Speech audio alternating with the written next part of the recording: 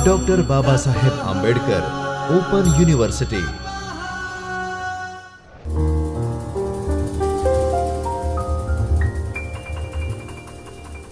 Students, greetings from Dr. Baba Saheb Ambedkar Open University. Master of commerce, ધંધાકીય પર્યાવરણ અને આ સાથે આપણે ફરીથી એક નવા વિષય સાથે જોડાયા છીએ. વિષય છે આર્થિક નીતિઓ. કારણ કે આપણને પર્યાવરણના કયા કયા પાસા આપણા બિઝનેસ અથવા તો ધંધાકીય નિર્ણયીકરણ પર અસર કરે છે એનો આપણે અભ્યાસ કરીએ છીએ.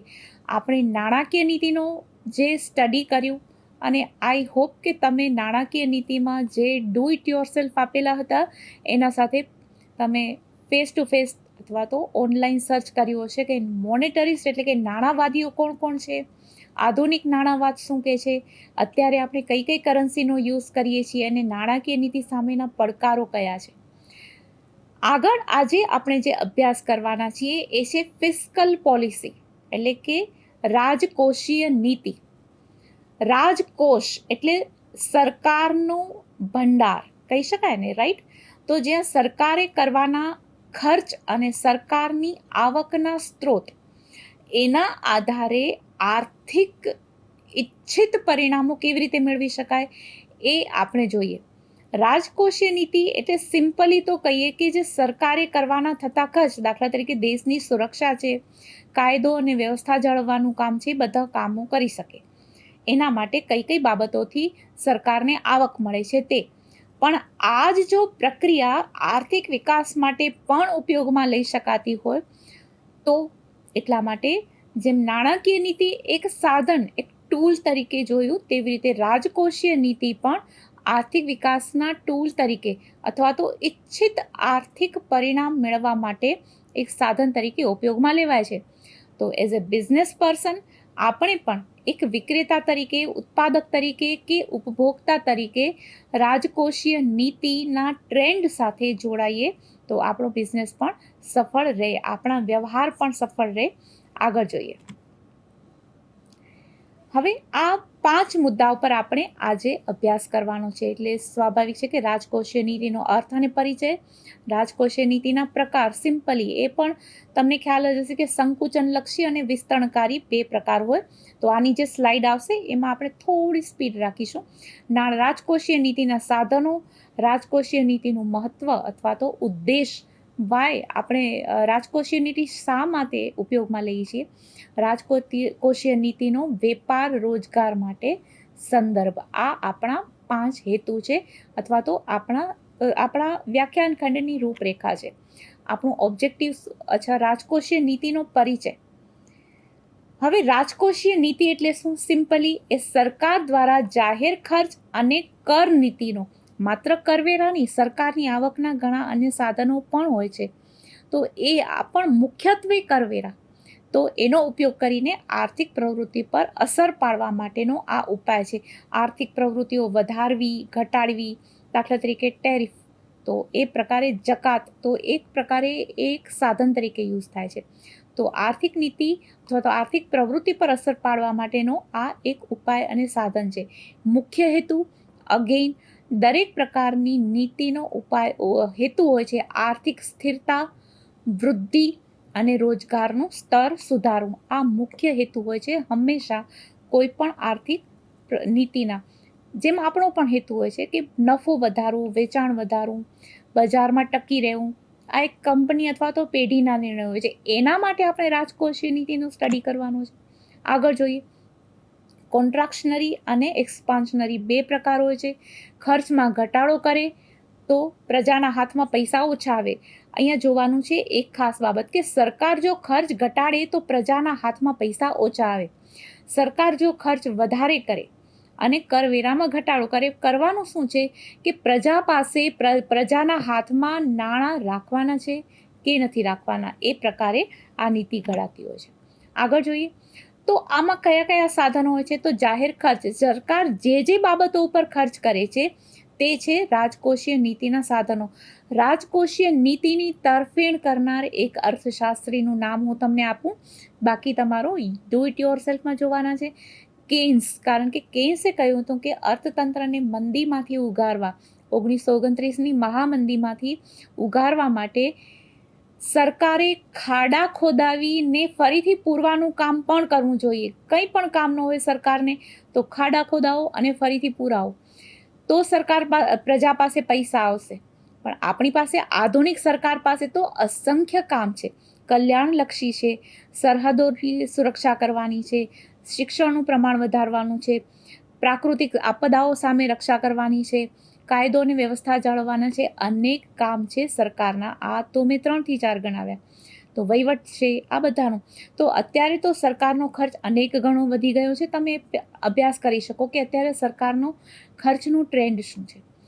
એના સાધનોમાં એક ખર્ચ છે. હવે આવકના સાધનો કયા, તો કરવેરા. બજેટ ખાતું હોય એટલે નવું નાણું છાપી શકે સરકાર, એની પાસે ઓથોરિટી છે.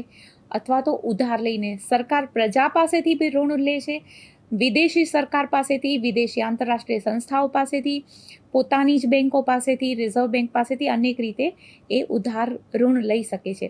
સબસિડી અને ગ્રાન્ટ્સ સરકારને પણ આપવાની હોય છે. તો આ બધા સાધનો છે કે જેનાથી ઈચ્છિત આર્થિક ફેરફાર અથવા તો પરિણામ મેળવી શકાય. નેક્સ્ટ, તો એનું ઇમ્પોર્ટન્સ શું છે? અગેન આર્થિક સ્થિરતા જાળવવી છે, બેરોજગારી ઘટાડવી છે, મોંઘવારીને નિયંત્રણમાં રાખવી છે, આવકનું સમાન વિતરણ કરવું છે કે અમુક લોકો પાસે અત્યંત સંપત્તિ હોય, નાણું હોય ને અમુક લોકો વધારે ગરીબ હોય, એ નહીં. ઇક્વલ ડિસ્ટ્રીબ્યુશન, લાંબા ગાળાની આર્થિક વૃદ્ધિને પ્રોત્સાહન આપવું છે. આ રાજકોષીય નીતિ કે કોઈ પણ આર્થિક નીતિના હેતુ હોય છે. હવે રાજકોષીય નીતિ વેપાર રોજગાર માટે કેવી રીતે આપણે સંદર્ભમાં, કયા સંદર્ભમાં અભ્યાસ કરીએ છીએ, આપણે આપણી જાતને રિમાઇન્ડરમાં આપવાનું છે. રિમાઇન્ડર આપવાની કદાચ જરૂર ન જ પડે કે આપણે વેપાર રોજગાર સાથે સંબંધિત છીએ. આપણે ઉત્પાદક હોઈએ, વિક્રેતા હોઈએ, ઉપભોક્તા હોઈએ. તો આપણા વેપાર રોજગારના સંદર્ભમાં નાણાકીય નીતિ આપણને કઈ રીતે ગાઈડ કરે છે. એક પોલિસી, એક ગાઈડિંગ પણ હોય છે. કરવેરા તો દરેકને અસર કરવાના છે. આપણે જે વસ્તુનું ઉત્પાદન કરીએ છીએ એના ઉપર જો સરકાર કરવેરા વધારે, લેટેસ્ટ આપણી પાસે એક્ઝામ્પલ્સ છે જીએસટીનું, કે કરવેરાના દર કેટલા બધા હતા, પછીના તબક્કામાં જીએસટીનો દર ઘટાડ્યો, તો એનાથી વેપાર રોજગાર ઉપર શું અસર થઈ? એની અસર કુલ માંગ ઉપર થઈ, એની અસર કુલ ટેક્સ કલેક્શન ઉપર થઈ. તમે વિચારો કે જ્યારે જીએસટીના દર ઘણા હતા ત્યારે કયા પ્રકારની આર્થિક પ્રવૃત્તિ થતી હતી, કેટલા સાચા બિલ બનતા હતા. હવે જીએસટીનો દર ઘટી ગયો છે તો કયા પ્રકારની આર્થિક પ્રવૃત્તિ થાય છે? કઈ વસ્તુ પર જીએસટીનો દર 0 થઈ ગયો છે? કઈ વસ્તુના ઉત્પાદન પર જીએસટીના દરમાં કોઈ ફેરફાર નથી કર્યો? એના આધારે આપણે બધા જ આપણા આર્થિક નિર્ણયો લેતા હોઈએ છીએ. એ આપણું લેટેસ્ટ એક્ઝામ્પલ અને આપણો અનુભવ છે. તો આ છે સરકારની નીતિ. એનાથી ઉત્પાદન અને વેચાણ ઉપર અસર થાય છે. લોકોનો એટલે કે ઉત્પાદકોનો રોકાણ ઉપર પણ અસર થાય છે. સામાન્ય પ્રજા પોતાની નાની નાની બચતોના રોકાણ ઉપર વિશેનો નિર્ણય લે છે. તો આ બધું થયું રાજકોષીય નીતિનો વેપાર રોજગાર માટેનો સંદર્ભ. આગળ જોઈએ. અગેન રોજગારીનું સ્તર વધે અથવા ઘટે, વેતન દર વધે અથવા ઘટે. કેટલા બધા શ્રમિકો, ધારો કે આર્થિક પ્રવૃત્તિ નથી થતી તો શ્રમિકોને રોજગારી ન મળે, વેતન દર ઘટી જાય, ઓછા વેતને જે શ્રમિક કામ કરવા તૈયાર હોય એને રોજગારી મળે. તો આ બધી પ્રવૃત્તિઓ છે. આયાત નિકાસને પ્રોત્સાહન આપવું હોય, ધારો કે સરકાર ઈચ્છે છે કે કોઈ એક ખાસ વસ્તુની નિકાસને પ્રોત્સાહન આપીએ, અથવા તો સ્થાનિકે એ વસ્તુ ઉત્પન્ન થાય છે અને એને વેચાણ માટે પ્રોત્સાહન આપીએ તો એને ટેક્સ ફ્રી કરી શકે છે. ઉત્પાદન, ઉદ્યોગ, વસ્તુ, સેવા બધાને પ્રોટેક્ટેડ રાખી શકે છે. તો આ બધી સરકારની નીતિ છે કે કઈ વસ્તુને ઉત્પાદન આપવું. હવે એક્ઝામ્પલ આપણે લઈએ કે ક્લીન એનર્જી, ગ્રીન એનર્જી માટે ધારો કે સરકાર બહુ પ્રોત્સાહન આપે છે, અથવા તો આપણો જે મિનરલ્સ ઉપર જે પુનઃ અપ્રાપ્ય સોર્સ હોય એના ઉર્જા સ્ત્રોતો ઉપર આપણો આધાર ઘટે, એટલે આપણે અખૂટ ઉર્જા કહીએ, અક્ષય ઉર્જા કહીએ, સ્વચ્છ ઉર્જા કહીએ, એના સ્ત્રોત ઉપર આપણે ભાર આપવાનો છે. તો સૂર્ય ઉર્જા છે કે સોલર પેનલ માટે જે સબસિડી મળે છે, આ બધી સરકારની નીતિ છે. તો એ ઉત્પાદન, એ વેચાણ કરવાથી આપણા ધંધા રોજગારને પ્રોત્સાહન મળી શકે, આપણું ઇલેક્ટ્રિસિટી બિલ ઝીરો આવી શકે.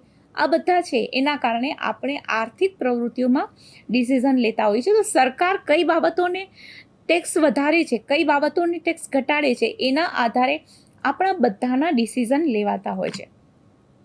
આગળ અગેન તમે મારો સંપર્ક કરી શકો છો. અને કઈ રીતે સંપર્ક કરશો? તો kruti.chaya@bou.edu.in અને economics@bou.edu.in. આર્થિક નીતિઓ વિશે આપણે બહુ સારી રીતે અભ્યાસ કરી શકીએ. નાણાકીય નીતિ, રાજકોષીય નીતિ, આ પ્રકારનો અભ્યાસ આપણે કર્યો. નેક્સ્ટ આપણા સેશનમાં વધારે મુદ્દા સાથે આપણે અને વધારે નવી નીતિ સાથે આપણે પુનઃ મળશું. અત્યારે તમે મને સંપર્ક કરો તો જસ્ટ તમારો અભિપ્રાય જણાવજો કે ટેક્સીસ વિશે તમારો શું અભિપ્રાય છે, સરકાર કયા પ્રકારના ખર્ચ કરે છે, એના આધારે આર્થિક વિકાસ શક્ય છે કે કેમ, એણે કયા ફેરફારો કરવા જોઈએ.